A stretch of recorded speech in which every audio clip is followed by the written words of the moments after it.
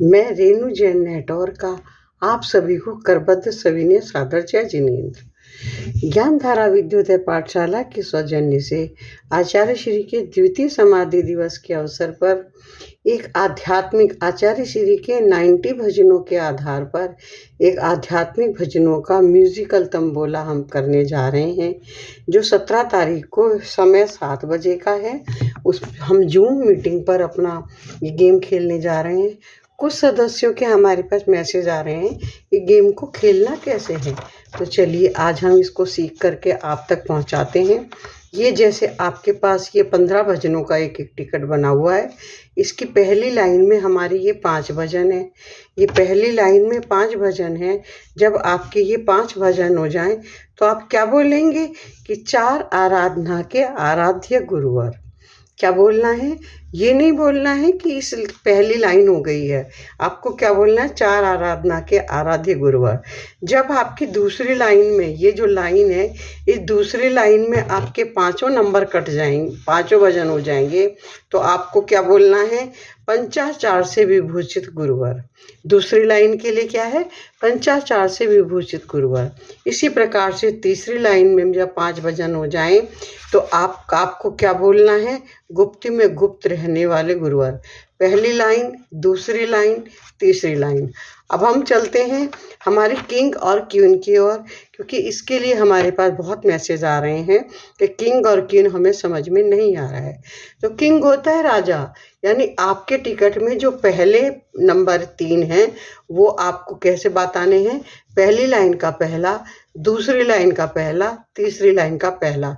इत्तेफाक से इस टिकट में पहले हैं, लेकिन ज़रूरी नहीं है आपका पहला यहाँ भी हो सकता है, यहाँ भी हो सकता है, यहाँ भी हो सकता है।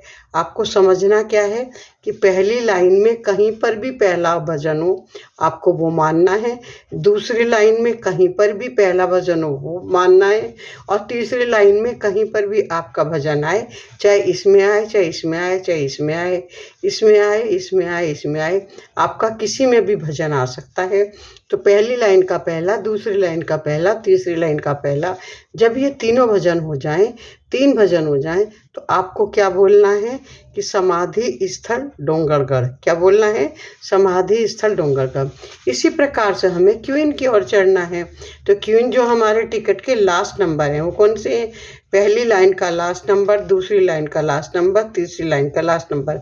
इसमें भी ऐसे समझिएगा, यहाँ भी हो सकता है, यहाँ भी हो सकता है, यहाँ भी हो सकता है, यहाँ भी। आपकी लाइनों का आखिरी जो भी नंबर होगा वो जब 3 भजन हो जाएं तो आपको क्या बोलना है?